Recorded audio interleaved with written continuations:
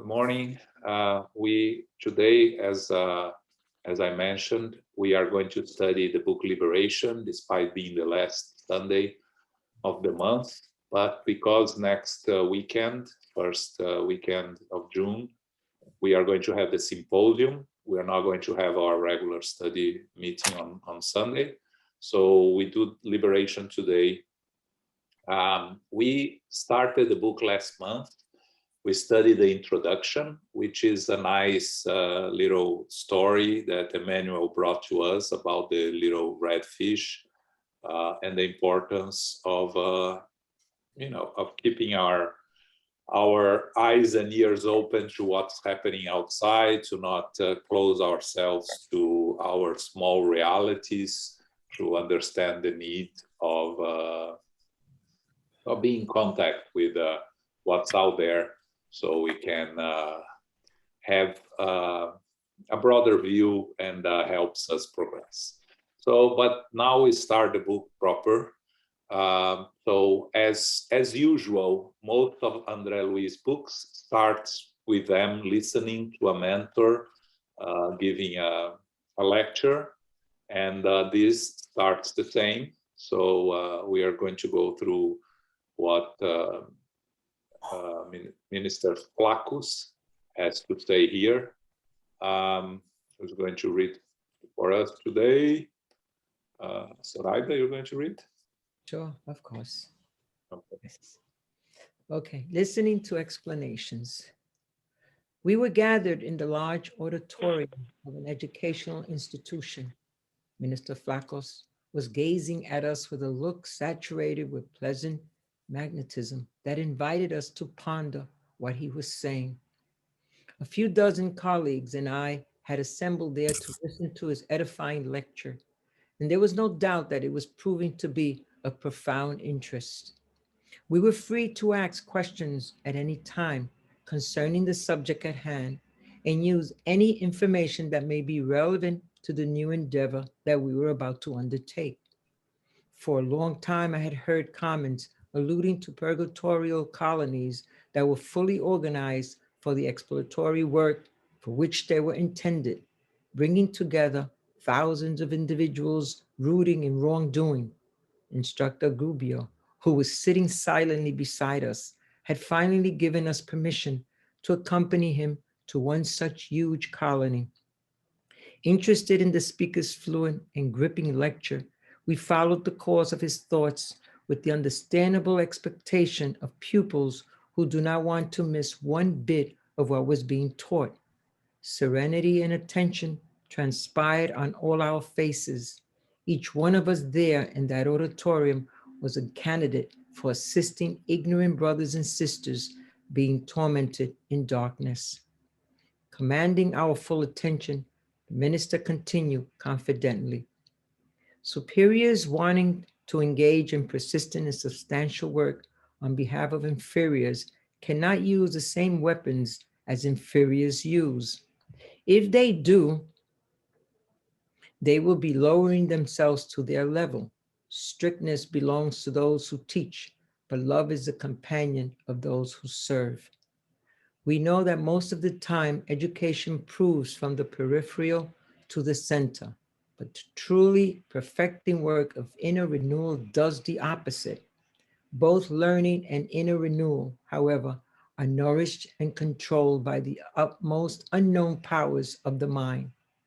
The human mind idea deals with both mental power and electricity, but with the difference that, although it has learned to control the latter in the ongoing transformation of the earth, it is barely aware of the former, which nonetheless presides over every activity in life. So, strictly speaking, there are no infernal rims according to the old theological model, rims that are inhabited forever by evil spirits of all errors. Instead, they are spheres of darkness where consciences dull in ignorance gather, crystallize in condemnable idleness, or confused in the temporary eclipse of their reason. Desperate and rebellious, they have created regions of repertorial torment. Such individuals cannot be regenerated using the power of words alone. However, they need the effective kind of assistance that can alter their inner vibratorial tenor, thus raising their level of feeling and thinking. Okay. So, a couple of things here. First, we know that Andre Luiz is in Nosso, right? And Nosso is divided in ministries. And this is a minister of one of the, it's Minister Flax of one of the ministers' topic. We know that this book deals with the lower zones, rescues in the lower zones. And we saw in the last book as Andre Luiz went and rescued his grandfather, that he was already had some experience of going to the deep lower zones, but wasn't allowed to go deep into the caverns because he was not prepared, and then he stayed outside and dealt with his grandfather. So in this book, as we know, this book this series is an evolution of Andre Luiz as a spirit in the spiritual world, and he's learning. So he's getting prepared in this book to deal with the lower zones, and we will get there. So Flaccus will be here, but then we won't hear about him. We will hear about Gubbio, instructor Gubbio. We know that in every book, Andre Luiz has a guide and a mentor, and in this book, his name is Gubbio. So he was there sitting by Gubbio. Andre Luiz mentions that he heard comments alluding to the purgatorial colonies that were fully organized for the expiatory work for which they were intended. And here we can ask, well, but organized, we hear that I always mention that the first organized colony that we know, the first level organized colonies, is Nosso type of organizations. But here, organized is in the sense that it's composed by the vibrations of the individuals that are in that place. And the individuals that have more intellectual abilities to learn and know how to control the others, the leaders of these lower zones, they kind of organize it in a way that that makes them control the surroundings, control the environment and the spirits that are there. So it's in that sense that it's organized. Of course, everything has, every organization has someone controlling it. So even organizations for evil doing, and we know here on Earth, you know, every gang has a leader, every organization that you know, pretends to take advantage of others have someone leading it. So it's the same thing with the lower zones. We know that we are just a reflection of the spiritual world. So that's the organized, fully organized that Andre Luiz mentions here, right? Now the other thing is, when Flaccus starts talking here, superiors, let's think about more evolved spirits wanting to engage in persistent and substantial works on behalf of less evolved spirits, cannot use the same weapons as inferiors or less evolved spirits use. Because if they do, they'll be lowering themselves to their level. And that's very important. We see that all the time in our mediumship meetings. Spirits that come and want to enter into intellectual discussions, it's highly recommended that we the dialoguers, do not engage in these intellectual discussions, because it's very likely that they know more than us. But more important, it's very likely that will make no difference at all. They won't be changed by intellectual discussions. And this is what Flaccus mentioned here. When he talks about these discussions, and it's the important phrase, strictness belongs to those who teach. So yes, we have to be strict when we are teaching, when we are guiding, but those who serve have to use love.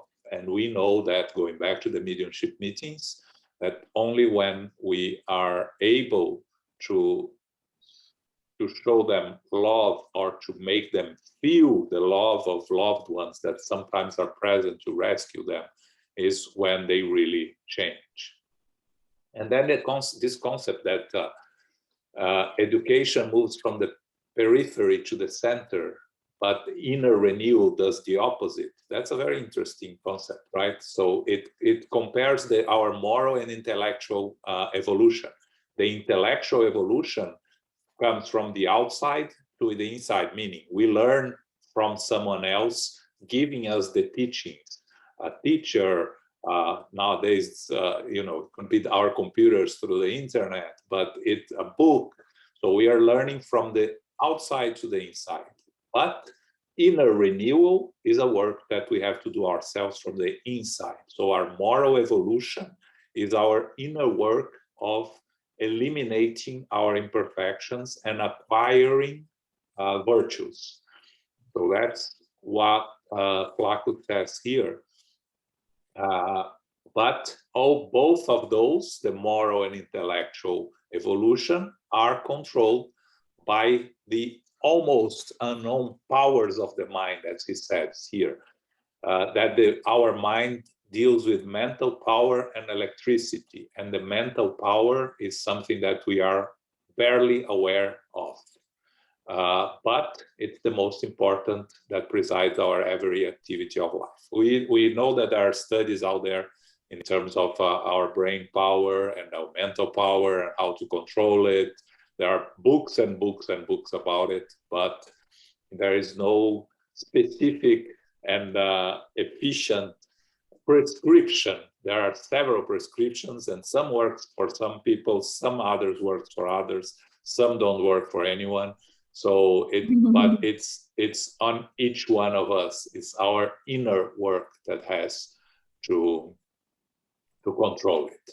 And finally, very important, and we know that, but it's always important to remember that there are no infernal realms according to the old theological models, meaning realms that are forever inhabited by evil spirits. We know that all spirits spend time in the lower zones if they need to, because that's what they take themselves through their mental vibrations.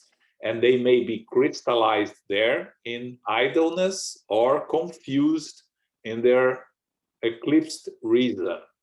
And that for them seems eternal. They may be desperate or rebellious, but they, as Flaccus says here, they create regions of reparatory torment. And these individuals cannot be, again, he repeats, cannot be regenerated using the power of words. They need the assistance that can change their inner vibrational tenor, raising their level of feeling and thinking. Again, only through love we can change these individuals, not through intellectual conversations, because again, it's very likely that you have spirits there that are much more intellectually evolved than we are. So if you enter into a theological discussion with a former priest, very likely that you will get lost and lose the discussion, because they know much better the aspects of religion than we do, as an example. Okay, so any comments here, questions?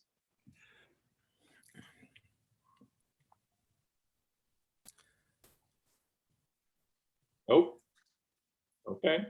So we'll continue.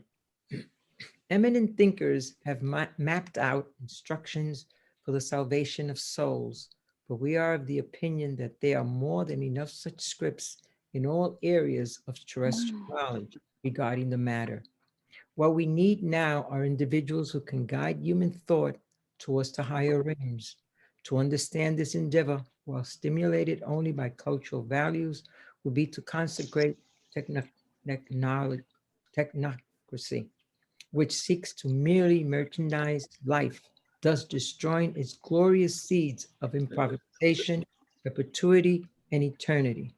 There has never been a lack of great politicians and venerable leaders.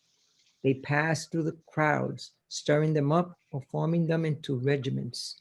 But we must bear in mind that human organization by itself cannot meet the needs of the eternal being.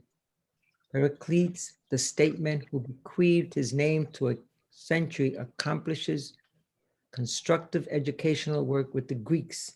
Even so, he does not lessen their velocity and their lust for supremacy. Consequently, he succumbs to the assault of terrible grief. Alexander the Great organizes a vast empire, establishing a remarkable civilization. Nonetheless, he cannot keep his generals from pursuing bloody conflicts, spreading plunder, and death. August the Divine unifies the Roman Empire on solid foundations, establishing an advanced political program on behalf of all. But he cannot manage to banish from Rome the madness of domination at any price. Constant the Great, advocate of the defenseless Christians, offers a new standard of life to the planet. Nevertheless, he fails to change the detestable attitude of those who wage war in God's name.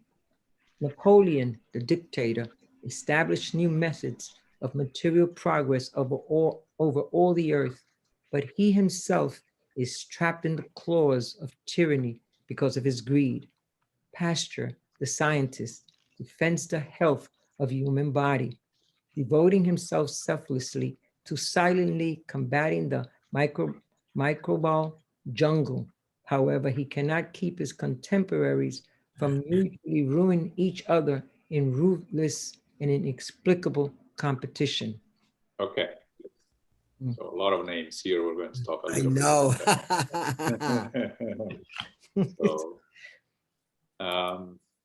So first thing that Flaco says here that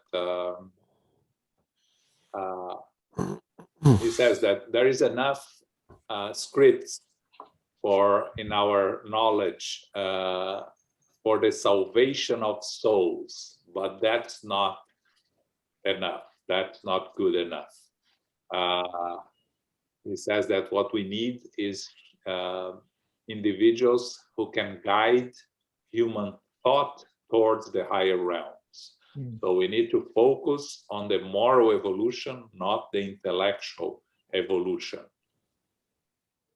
Because if we give preference to technocracy, that mechanized life, we lose the ability to improvise and we lose the ability to evolve through different avenues.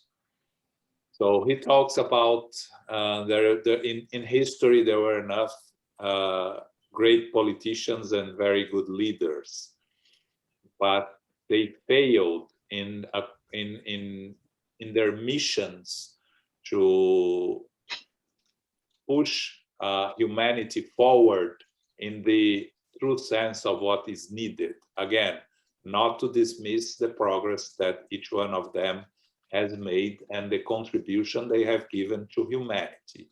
But all of them, one way or the other, failed in some ways. So let's talk a little bit about each one of them here.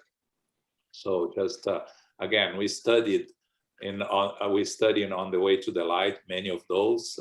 So we're not going to really spend a lot of time on them, but just as a reminder, who were them, each one of them, and what they did for the progress of humanity. Pericles, the first one, was a Greek statesman and general of Athens during its golden age. He was very important and very influential in Athenian politics. And of course, in the wars, he was a general, so he won many wars. But also, he ruled Athens when it's called the Age of Pericles. It says here that he's statesman who bequeathed his name to a century, because the time that he was in power, which was for around 30 years, not that much, but it's known as the Age of Pericles because much of the ruins, important ruins that we see in Greece today, the Acropolis, the Parthenon, was started by Pericles. So he was responsible for the democracy in Athens, and only by fostering democracy, it's such an important task, right? The roots of democracy that we know today started in Athens a very long time ago, around 450 before the Common Era, before Christ, and that was with Pericles. Curiously enough, Pericles died in a plague that happened in Athens that killed a quarter of the population of Athens around 430 before the Common Era in the Peloponnesian War, and he killed around, they think, around 100,000 people, which is around 1/4 of the population. It came from the port, and it's believed, they haven't found yet what was this plague. They think that it was either typhus or a plague that they can no longer discover what it was. But very interesting that when we are in the middle of a pandemic, to talk about someone that was so important and died as a result of a pandemic called the Plague of Athens that happened in around 430 before the Common Era. Alexander the Great, of course, most of us heard about him. He was the first true conqueror of the world. He was a king of the ancient Greek kingdom of Macedonia, and he took the throne at the age of 20 and spent his whole life that lasted only 12 years. After he took power, he died at 32, conquering a big part of the world. He went from Greece to India and up to Russia and down to North Africa. He dominated and conquered all of it, which is very impressive for an emperor on 12 years, doing in 12 years. So and this is actually, his empire lasted 11 years. And if you look at the map, you see that where is Greece? Everything to the right of Greece, going through Turkey up to India, was to the borders of India, was dominated by Alexander. Everywhere in North Africa, where he had a little civilization, Egypt and its region, was dominated by Alexander also. So he was a very powerful general that established a remarkable civilization, but he died at 32 years old, probably poisoned. They don't know it, but probably by his generals, as they say here. So, of course, it was an important. It created the roots of later dominations by empires, and we know, for instance, when you have the Roman Empire, the fact that the Roman Empire extended everywhere of the known world at that time was responsible for the dissemination of Christianity. And when we talk about Paul of Tarsus, he was able, as he was a Roman citizen, he was able to travel throughout the Roman Empire, spreading Christianity without having any problems with being held at different places because of different frontiers and countries. So Alexander is still a model for generals and for those that fight wars because of his genius as a general, as a leader. Caesar Augustus was the first Roman emperor, ruling from 27 before the Common Era until his death 14 after Christ on the Common Era. He was really the founder of the first phase of the Roman Empire, and he was one of the most effective and, of course, controversial leaders in human history. He was able to achieve some peace. At its time, it's called the Pax Romana. They didn't have any large-scale conflict, but they, of course, had continuous wars of expansion. And he was responsible for many of the progresses achieved by the Roman that they moved from a republic into an empire. And he was part of a triumvirate with Marcus Aurelius, that was the lover of Cleopatra, for those who like old Roman tales. Yeah. And Mark Antony, that was part of the triumvirate and was defeated by Alexander. But, by Augustus. But what he brought to Rome was this idea of domination, of wars conquering all. So again, responsible for a lot of progress, but a lot of barbaries. Constantine the Great was the Roman emperor responsible for making Christianity an official religion of the empire. So he ended the persecutions of the Christians. That was around 300 and something, 315, I believe, after the death of Jesus. So he offered an opportunity of Christianity to spread without persecutions. But at the same time, he failed to control the desire to dominate others. So from being persecuted, the Christians became persecutors, waging war in God's name. So when he allowed Christianity to become the official religion, he also allowed Christianity to become the only religion, persecuting those that didn't accept it. So you gain from one side and you hurt at the other. Napoleon, we're not going to talk about him much because we're going to study him in a couple of weeks when we go back to On the Way to the Light. We talked about him.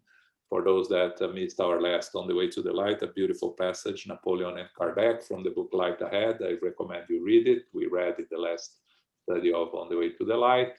He was the French emperor that came with a mission of spread civilization throughout Europe through the words, not through war, but of course, as a reincarnation of Julius Caesar, the Roman, the first Roman, before the first Roman emperor. He was never actually an emperor. He was the ruler of Rome before the empire. He ended up invading the rest of Europe and harming himself. And Louis Pasteur here, it's a different type of individual, right? Because he was a scientist. He discovered the microbial, but he couldn't avoid the competition at his time. He was despised in the beginning, He was one of the fathers of the germ theory of diseases, which was at his time was a very small concept, and he was able to convince the others the importance of the microbes in the dissemination of diseases. And he was, you know, a very important scientist, and very important in the evolution of medicine. He was the one that disproved the doctrine of spontaneous generation. He responsible for sterilization in hospitals, and he ended up, he was persecuted a lot, and you know, everyone that works for advancement of civilization is faces controversies and faces difficulties, but he was a very important scientist. Okay. Yeah. All right. I think I covered all of them a little bit. If anyone has any questions, any doubts here, I will go back to what Flaccus has to say about the lower zones. Okay. Okay. All right. Okay. We are faced with a world that looks civilized on its surface, a world that clamors not only for those who teach the good, but especially for those who actually practice it. It is absolutely essential that the torrents of compassion from heaven fall upon the fountainheads of culture in the valleys of the earth by way of the mountains of love and self-denial. Christ not only shines because of his sublime teachings, but because of his explanatory life as well. In following him, we must have the courage to assist and save others by descending into the recesses of the abyss. Not far from this place of relative peace, millions of beings are living in dark rims of disillusionment and despair, crying out for compassion. Why not turn on a pious light in the night in which they are immersed without guidance? Why not sow hope in the hearts of those who have lost faith in themselves? Thus, faced with huge collectivities sorrowfully pleading for readjustment, healing assistance cannot wait. We are spirits that are still too infinitely humble and imperfect to suddenly apply as candidates for angelhood. Compared to the unfathomable grandeur of millions of suns that obey the divine and sovereign laws throughout the universe, our earth, with all the rims of ultra-physical substance surrounding it, is like a tiny orange compared to the Himalayas. And if we compare ourselves to the sublimity of the higher order spirits that govern in wisdom and holiness, we are no more than bacteria controlled by the impulse of hunger and the magnetism of love. Nonetheless, raised to the simple heights of intelligence, we are the microbes who dream about never-ending self-growth. While human beings, our brothers and sisters, split the atom in ore, we as spirits outside the dense body study the same energy from aspects that earthly science, for now, can barely imagine.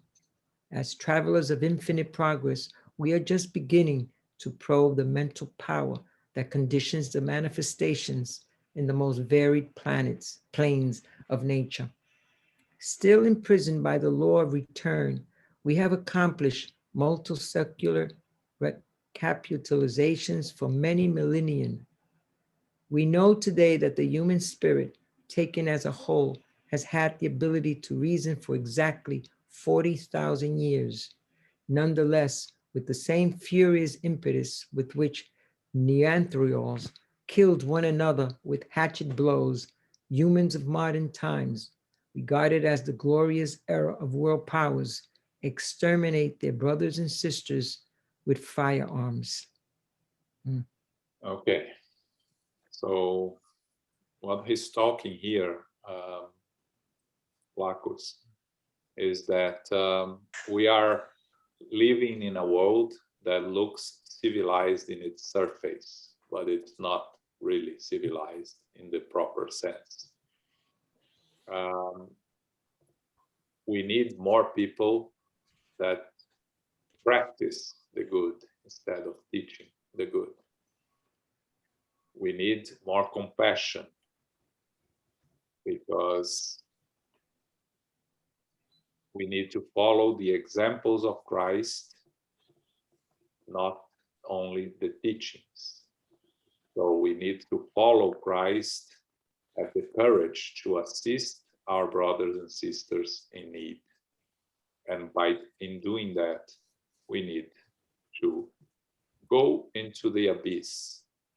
But understanding that we are still in the path of evolution, we are very imperfect and humble. We are not angels and we are far from it. But that doesn't mean that we should remain indifferent or should be afraid of go and face those in need. He compares us to a tiny orange, us here on Earth, compared to the Himalayas, meaning that if we compare ourselves to the highly evolved spirits, we are no more than a bacteria that are controlled by the impulse of hunger and magnetism of love. Very poetic, like Julio used to say, right? The books of Andre Luiz always bringing words of poetry. But interesting here, he mentions that when we here are still splitting the atom and studying the subdivisions of the atom, and of course from that book that was in 1940 something, I believe, 48, to today, we have evolved a lot more and learned a lot more about the atom and the subdivisions that we are already studying dark matter and things like that. But on the spiritual world, they study the same energy from aspects that we can barely imagine. And he goes back to the mental power. But we are still imprisoned here in the law of reincarnation. This is the law of return, that we have to keep coming back to learn and to evolve. And it's interesting that he mentions here that we have the ability to reason for exactly 40,000 years. He didn't say around 40,000 years. It says exactly 40,000 years, which is around what is considered the age of the Homo sapiens, right? If I'm not mistaken. But we mentioned the Neanderthals on Thursday when we were discussing, right? I think it was Renato that mentioned Neanderthals killed one another with hatchet blows. We keep killing our brothers and sisters, but now with more modern arms, the firearms, and we are able to do a much bigger destruction of our brothers and sisters. And so have we really evolved morally? Intellectually, it's clear that we have evolved a lot. But the question that Flacos lives here in the air is if we have really evolved morally. Okay. Yeah. Luis? Yes, thank you. I just want to point out something. When reading in English, I always read in Portuguese. And actually those translations are quite free, if I allow me to say that. But by the way, this book is 49. Thanks. There's a passage in English here that I just want to point out that in Portuguese, I think it's very interesting. When he says that as travelers of infinite progress, we are just beginning to probe the mental power. Actually, in the original in Portuguese, he says, let me find it here. We are just beginning to, him and us. So he means the incarnated spirits and us, ethereal spirits, are beginning to probe the mental power. I find it very interesting, this sort of humble position, on the sense that even though he's a minister, he is, an errant spirit, he finds himself just beginning to prove the mental powers. Just to point it out. Yeah. Okay. Good. Yeah. Really very interesting. Brings the idea that we are working together always, right? We incarnates and the discarnates spirits.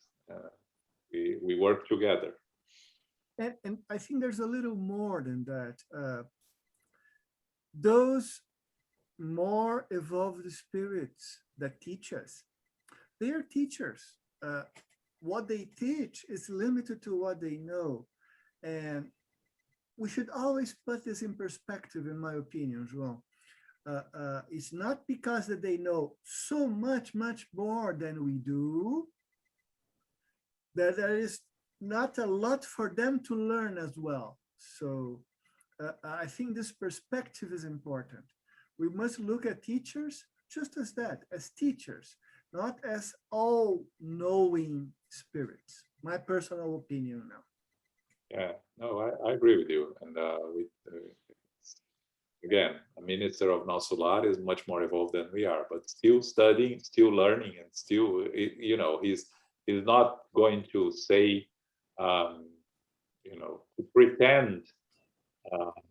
He's telling us what he knows, and he's not claiming to know anything else besides what he knows. And when we're studying the hierarchy of spirits, brings back to the third order, the pseudo wise spirits that pretend to know more than they know, right? These are wise spirits. This is the second category, spirits that have knowledge but still are not perfect spirits, still have some way to go. Some others, some more than others. Thanks, Luis. Anyone else?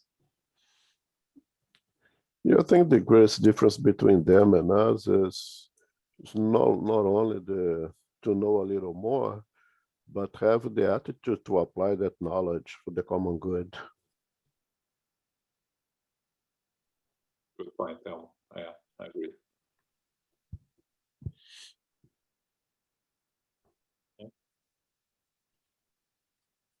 All right.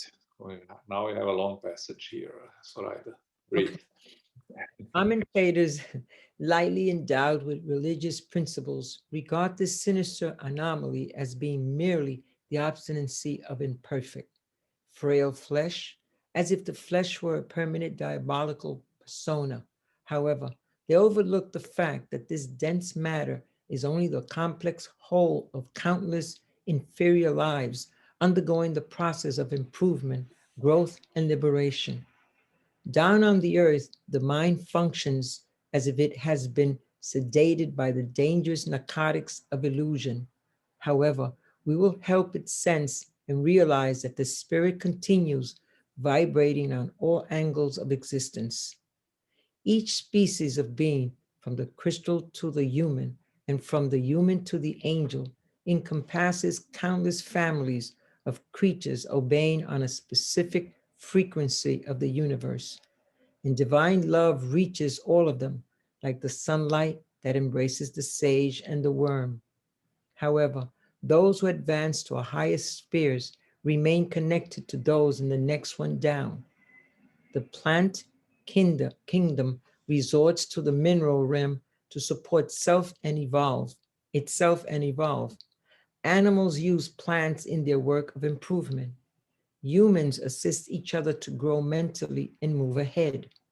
The kingdoms of life, that is, the kingdoms known on earth, torment each other.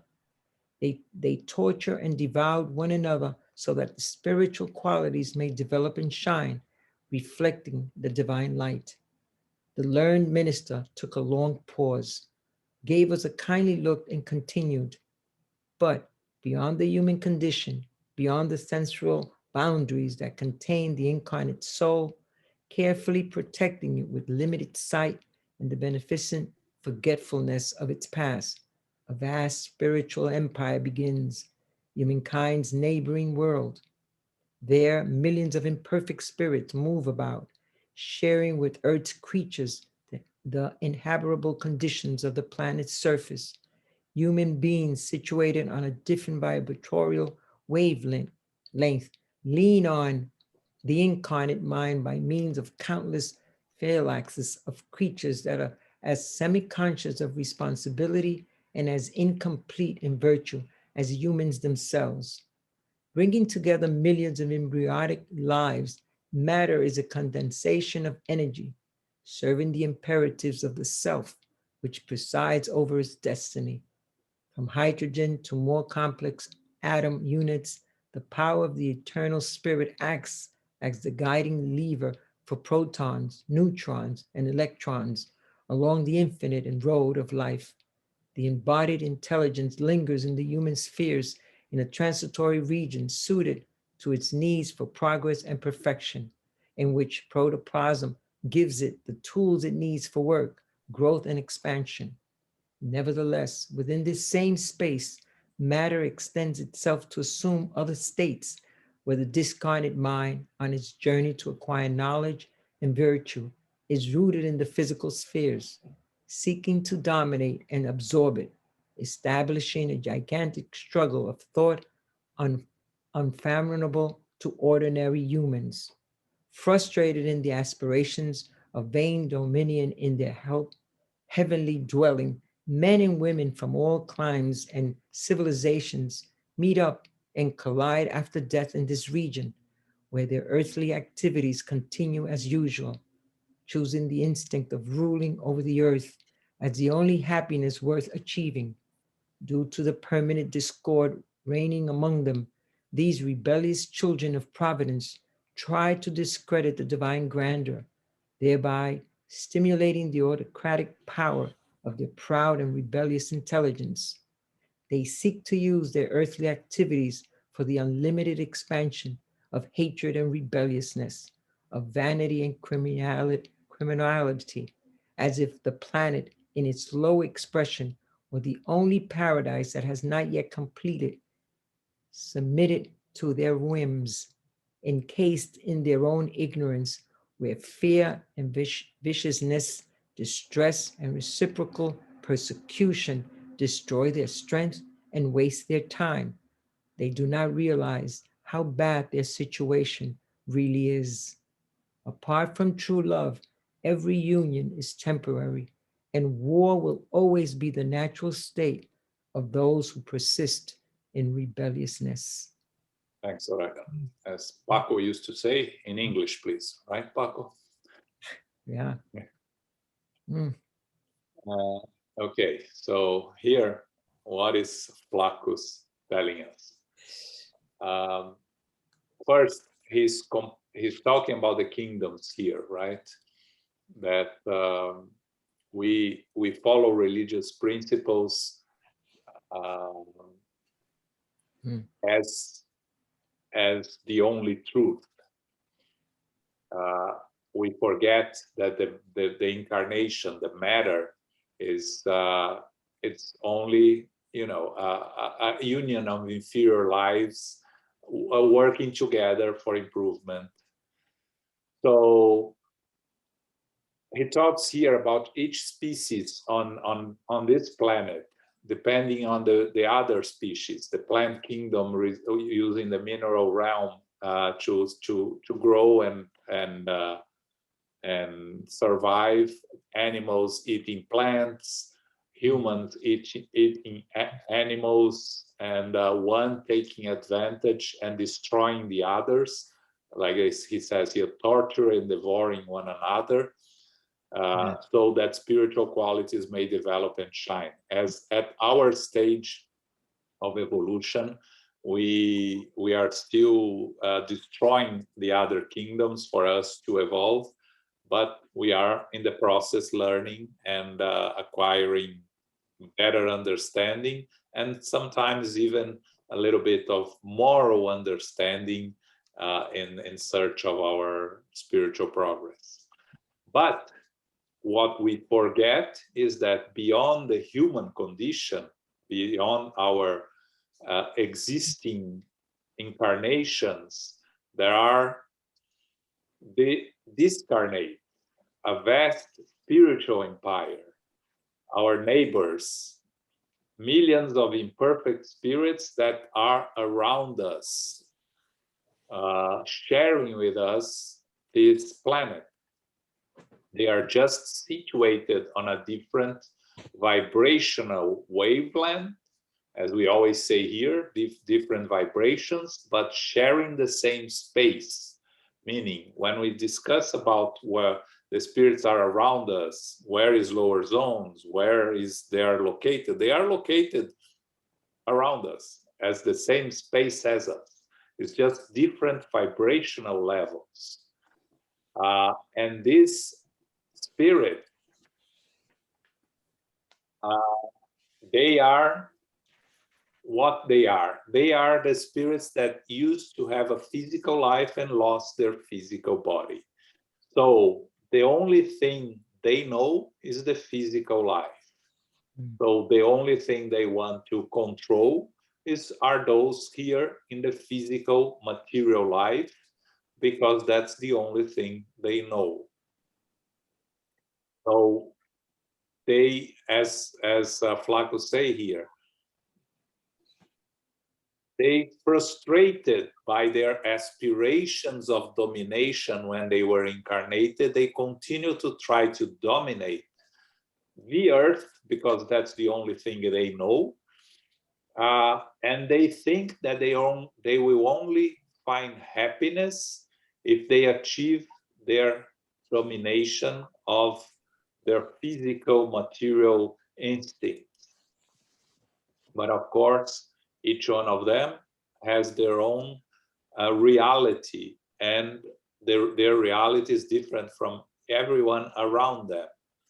So they keep themselves in constant battle against each other and against those that are incarnated and that they think that are preventing them from achieving their plans of conquering the incarnated ones. So they are influencing us at all times, trying to satiate their needs, try to find ways of finding this happiness that they think they will achieve by dominating others. And they don't realize, as Flaco says here, encased in their own ignorance, where fear and viciousness, the threat and reciprocal persecution destroy their strength and waste their time. They do not realize how bad their situation really is. So the role here, what Flaco is telling, your role here for those that are listening to me is to go there and try to rescue them from their own hell that many times they're not even aware they are living in. And we see that when spirits come to discuss with us on Mondays, that they claim that they are happy where they are and that they are happy with what they are doing, when in reality, they are always fighting with themselves and with others to satisfy their inferior desires. And like Flaco says here, war will always be the natural state of those who persist in rebelliousness, because if you are rebelling against the natural laws, you are always going to be in war with yourself and with those around you, those that want to help you, those that want to harm you. It's an endless war with those around you, sometimes not a war with weapons, but a war of vibrations, a war of desires. So it's it sounds like a complicated discussion here, but it's in the end is very simple. We need to help those that keep themselves in these realms of inferiority, trying to take advantage of all those around them, not because they want really to dominate, but because that's the only thing they know. That's the only reality they know. And as they evolve intellectually, but not evolve morally, they are, because in the end, everyone is looking for happiness, right? It's our permanent state of being is looking for happiness. But unfortunately, because we don't know where and how to find real happiness, which is on our moral evolution, we keep insisting on finding happiness in the wrong places, in material and physical things. And as long as we keep doing that, we are going to continue to struggle on our evolutionary path. Okay. I hope it cleared a little bit what Flacos was trying to tell us here. Comments, questions?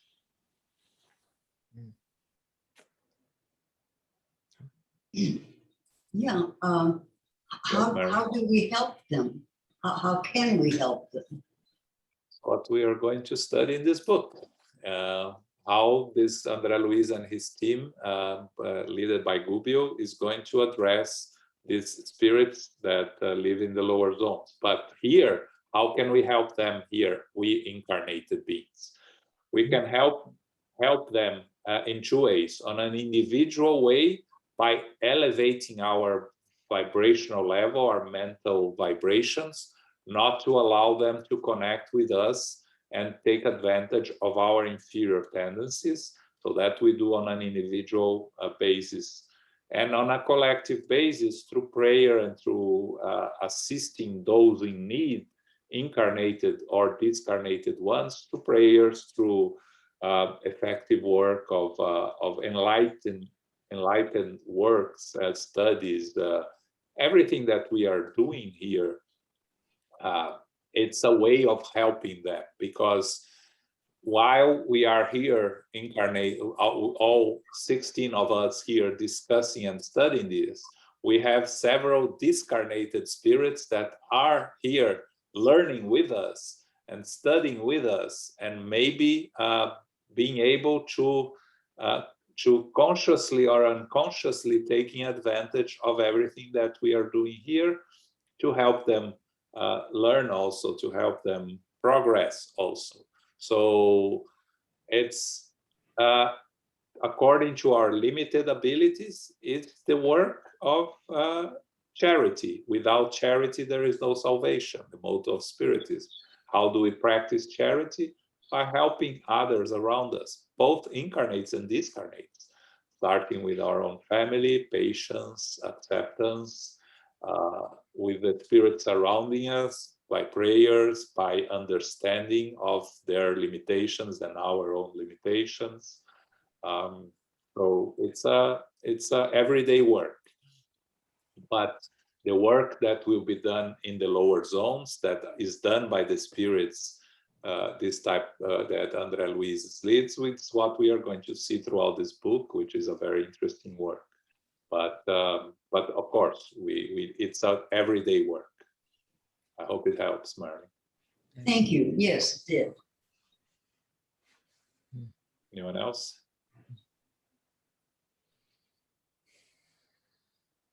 Okay, let's continue. Okay. A divided and tormented spiritual kingdom surrounds the human experience in all directions, and its purpose is to enlarge the permanent rim of tyranny and power.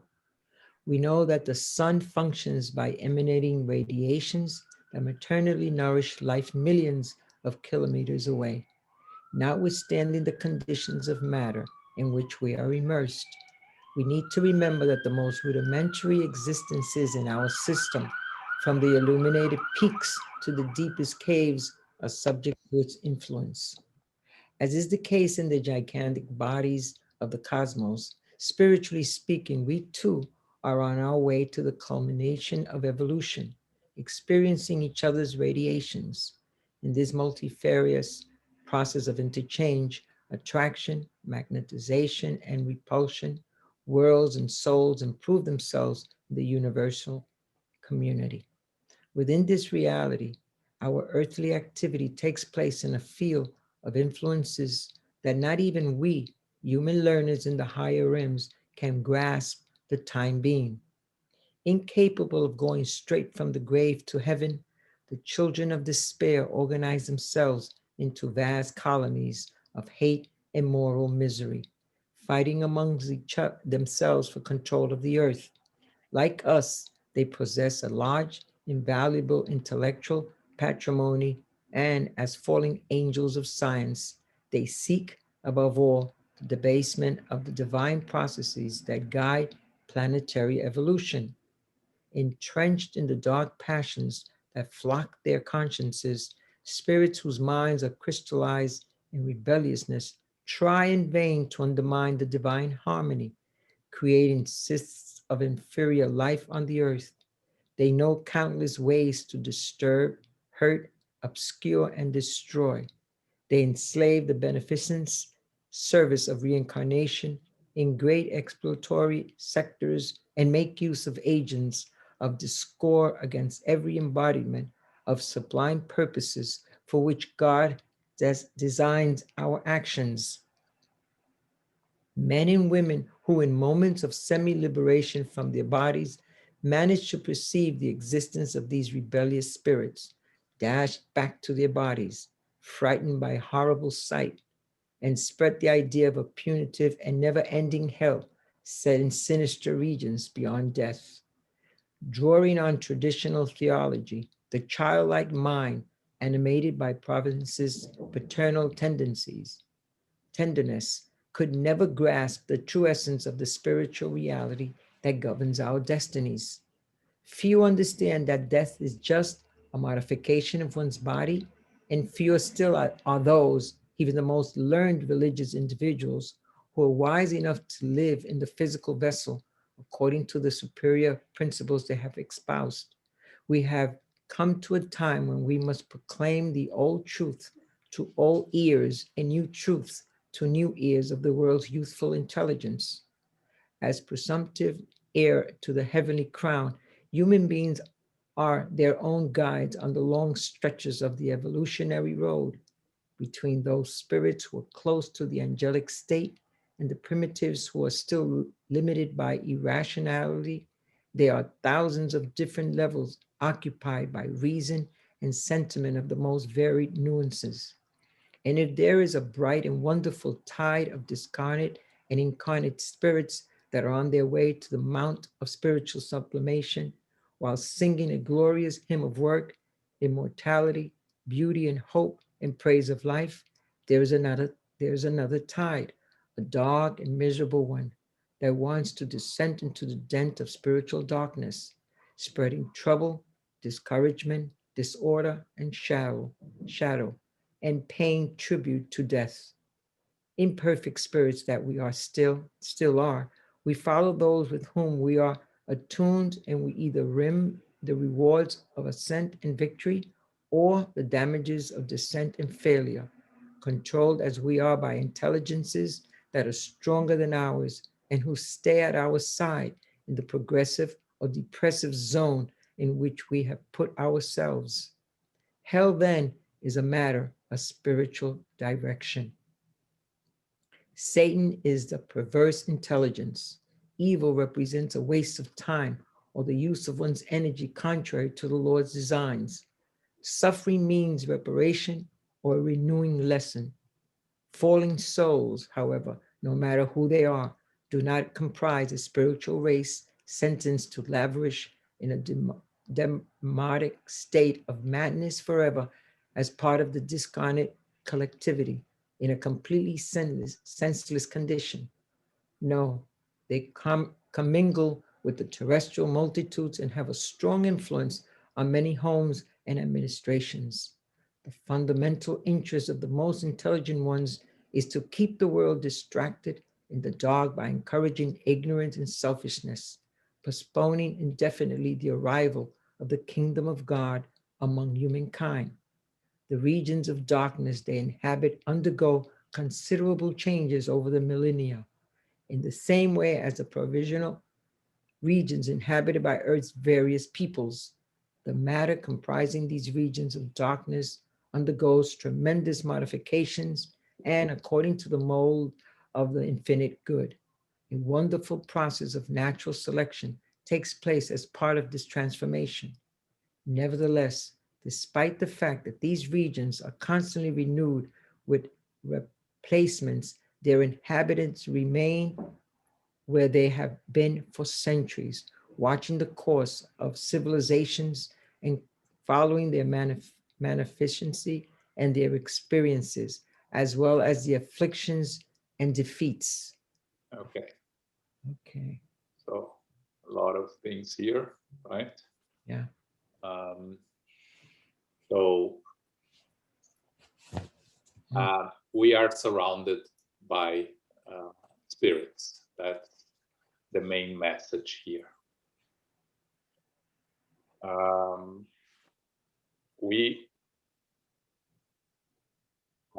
as we hear when he said the children incapable of going straight from the grave to heaven, what does it mean? That when we leave our physical body in hopes of finding heaven, we end up finding getting lost. So we organize ourselves in vast colonies of hate and moral misery because we are expecting to find one thing. So what people nowadays expect after death of the physical body? To go to heaven, hell, or paradise? To go to a heaven that is promised by those that follow their beliefs? A nothingness, which is a lot what many people expect, or a great unknown, which is what also a lot of people talk about. What happens after the death of physical body? So we are going to have different answers, but very few people know the reality of the spiritual world. So they find themselves in these colonies surrounded by spirits that vibrate at the same level, with the same knowledge and understanding of the spiritual world as they have.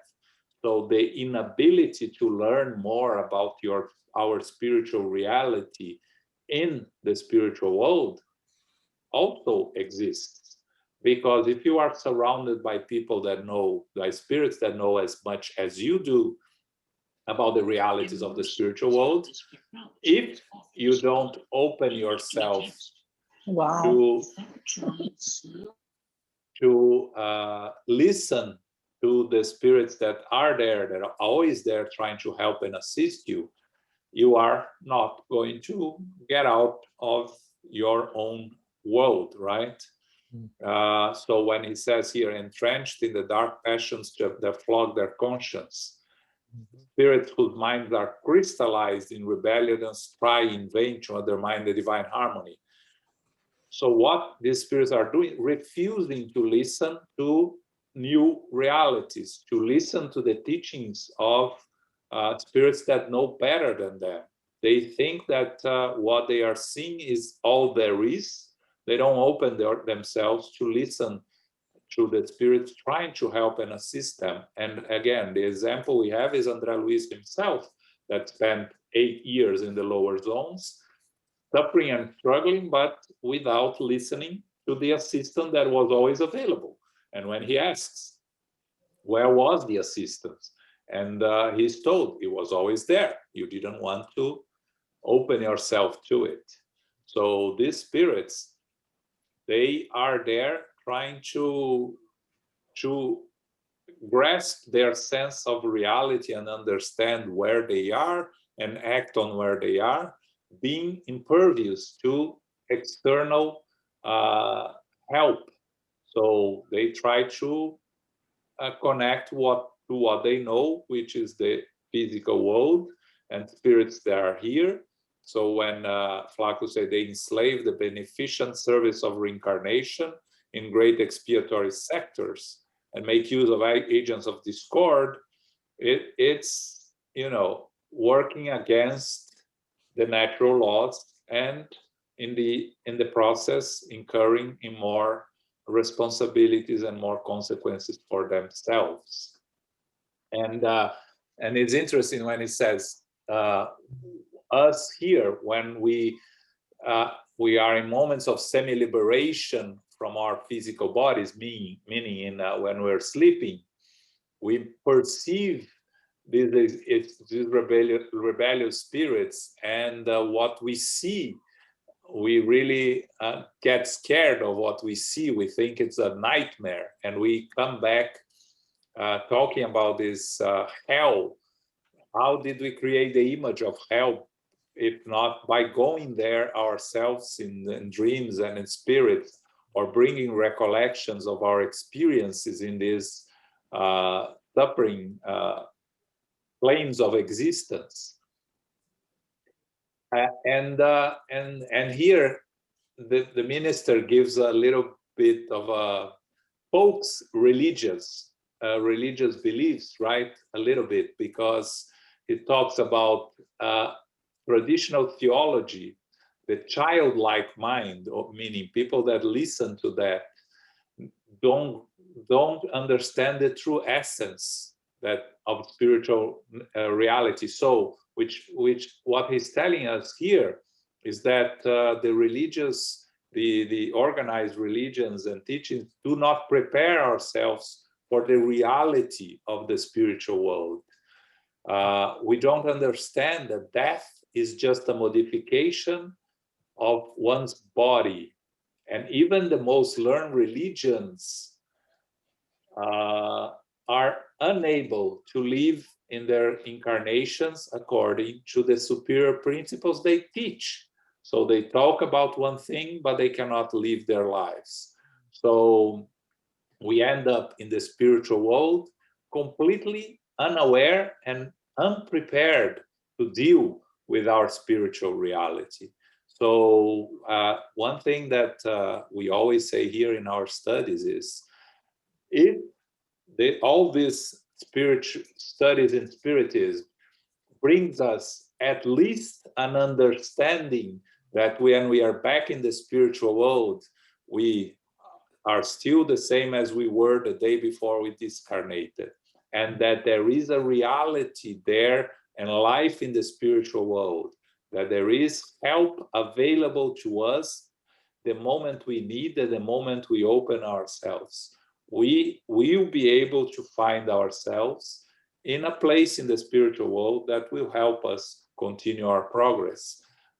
If we are, at least we prepare ourselves to deal with the realities of the spiritual world when we get there.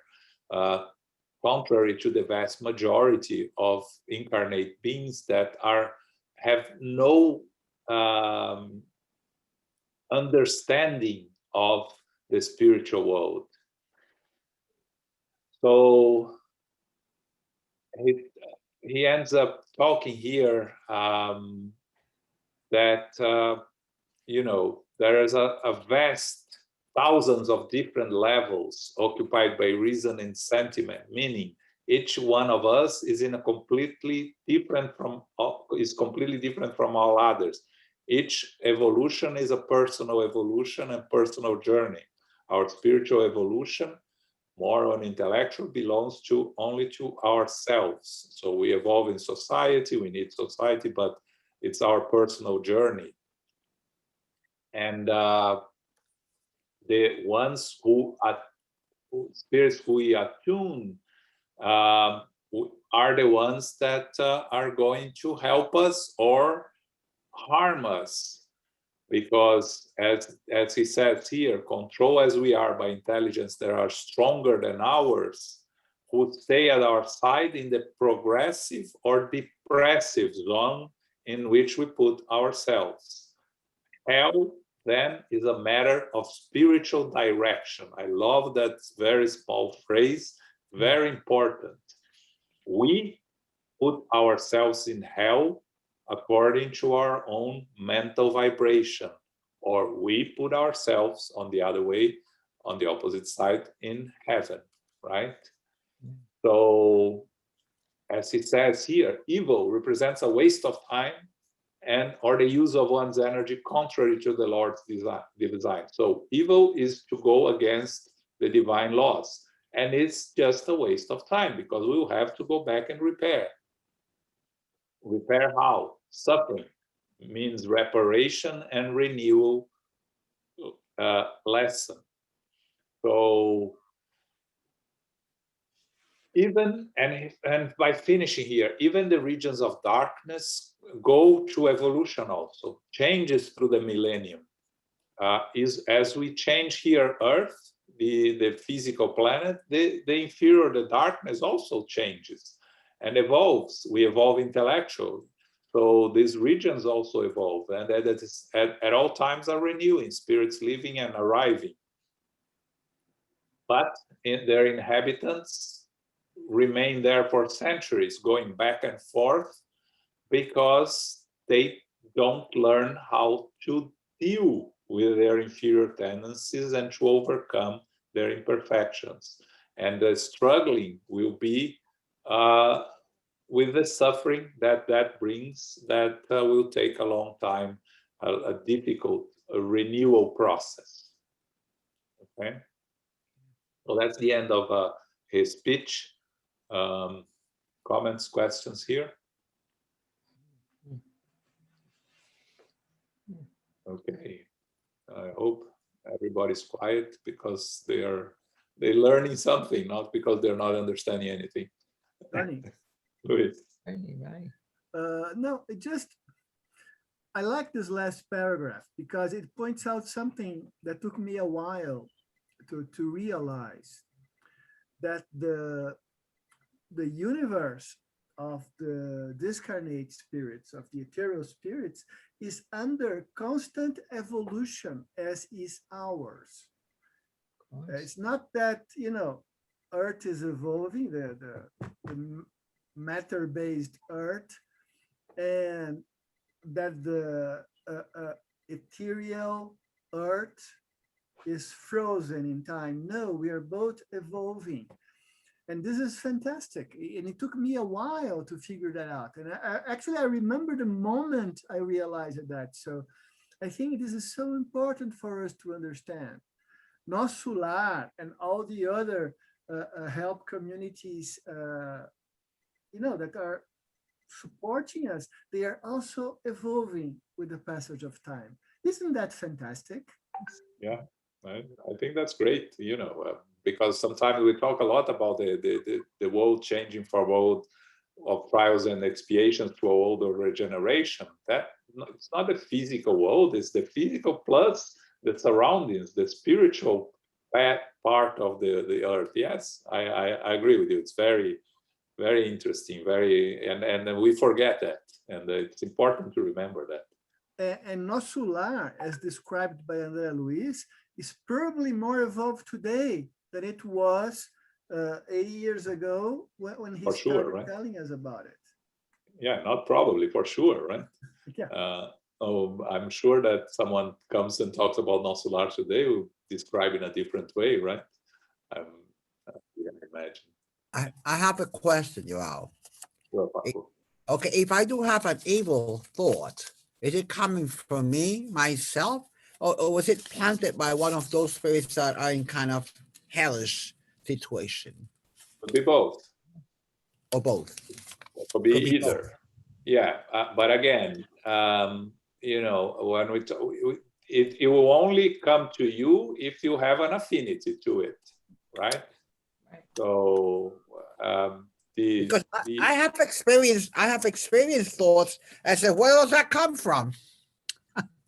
Yeah.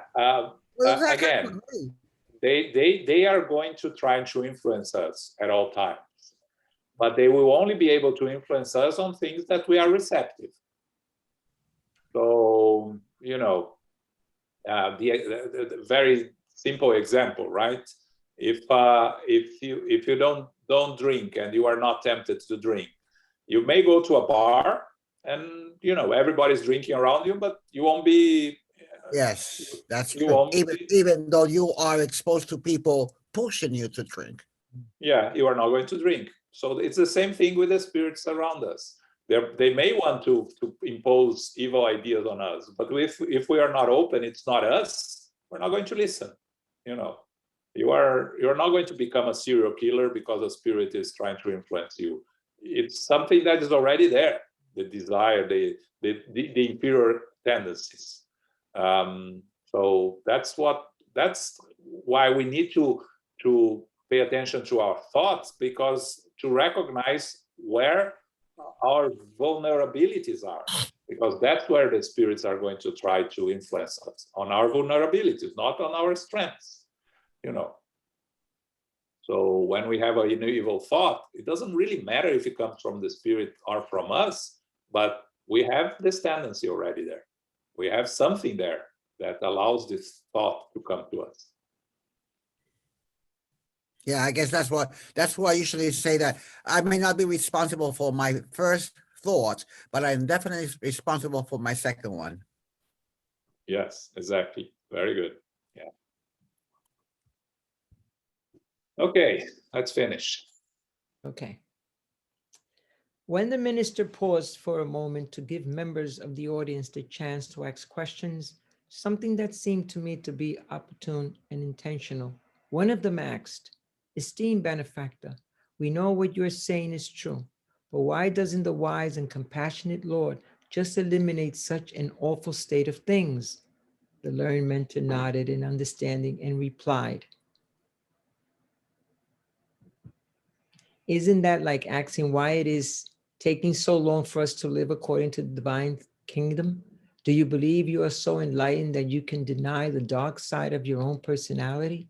Have you rid yourself of all the temptations that flow from the mysterious inner recesses of your inner struggle? Don't you realize that the earth itself has circles of light and darkness, as do the recesses of our own hearts? Just as we do batter amid formidable inner conflicts, so does planetary life in its innermost folds. As for the Lord's intervention, let us remember that our current studies are not concerned with the aspects of compassion, but with matters of justice. Together, discarnate and incarnate humanity, we represent only a minute portion of the universal family, confined as we are to our unique vibratorial frequency. We are merely a few billion beings faced with eternity. Let's not forget that just as it takes a diamond to cut and polish another diamond, evil can only be corrected by evil, meaning that justice works through apparent injustice until love is born and redeems those that have condemned themselves to long and painful sentences before the good Lord, the good law. Perverse, calculating, criminal, and inconsequent individuals are watched over by spirits of the same nature, ones that are tuned to their own tendencies. Actually, since guardian spirits never neglect their wards, there has never been a lack of heaven's protection against the torments that evil-hearted souls have sought on earth. Even so, it would be highly illogical to assign an angel to watch over criminals. Generally speaking, incarnate spirits are surrounded by the somber and debasing radiations that imperfect and indecisive spirits like themselves, spirits that may be invisible to them, but share their homes with them nonetheless. Thus, the planet is nothing more than a huge labyrinth for spiritual growth, and only those individuals that have grown to an exceptional degree through their own efforts manage to escape to the sublime spheres. Regarding a similar situation, the Divine Master stated before the judge in Jerusalem, "My kingdom is not of this world." And for the same reason, Paul of Tarsus, after anguishing struggles, wrote to the Ephesians, "For our struggle is not against flesh and blood, but against the rulers, against the authorities, against the powers of this dark world, and against the spiritual forces of evil in the heavenly realms." Therefore, just beyond the human kingdom, the immense empire of discarnate intelligence unceasingly takes part in humanity's judgment. Understanding our condition as imperfect workers who hold on to old problems and terrible inhibitions that keep us from growing towards the light, we should develop resources that will help us, recognizing the fact that the redemptive endeavor is educative work per excellence. The sacrifice of the Master was a divine yeast leveling the whole loaf. That is why, above all, Jesus is the donor of sublimation for life eternal. He abstained from manipulating the passion of the crowds, because he knew that the true work of salvation is rooted in the heart. He knew his distance from political degrees, in spite of his reverence and unquestionable respect for the established authority, knowing that working for the heavenly kingdom does not depend on outward commitments, but on individualism that is attuned to goodwill and the spirit of self-denial on behalf of others. Without our personal cooperation in the work of the good, the regenerative endeavor will lack indefinitely. It is imperative that we extend our fraternal assistance to those temporarily numbed in evil, so that they may accept the divine will and learn to use the power of their inner light. Only love that is felt, believed in, and lived by us can bring about an inclusion of love in our neighbors. If we do not focus the energies of the soul on what is divine and adjust their magnetism to the center of the universe, any redemptive plan is merely a bunch of words and thus blatantly impossible. The minister ended his lecture with a question. Have I made myself clear? We were all eager to hear more. However, Flaccus, surrounded by a luminous aura, came down from the podium and started chatting with us. The lecture was over. As always, what I had just heard piqued my interest, but I had to await the right opportunity to come along to get a fuller explanations. So here in this long passage, what he's talking about, the question is, why doesn't the Lord just eliminate the lower zones? And the answer from him is not, why take us so long to live according to the divine laws? So how can he eliminate the lower zones if he cannot change the people that the spirits are there? Have we ourselves got rid of our temptations? Have we ourselves been able to overcome our inferior tendencies? If we cannot, we will find ourselves surrounded by spirits of the same level of evolution. But remember, together, we represent only a small portion of the universal family, right? So he talks here about a very important concept also, that these lower zones are controlled by evil spirits, because only evil can correct evil. What does he mean by that? Meaning, sometimes you need to face your own reality. You need to face the harm that others are doing to awake to the necessity of yourself not doing any harm. By the persecutions that you are suffering from others, can prevent yourself and awake yourself to the new realities. We're going to see the example in this book of the workers of Gregorio, and how one work is redeemed by love and understands the new realities. So it's a very interesting story that we're going to see. So what he's saying here is that you cannot put angels in charge of these evil spirits, but because they won't be able to modify them. Only a diamond cuts and polishes another diamond, right? As he says here. So we here are surrounded by radiations from the spirits, and we need to raise ourselves above this reality. And then he talks about the example of our Master Jesus, right?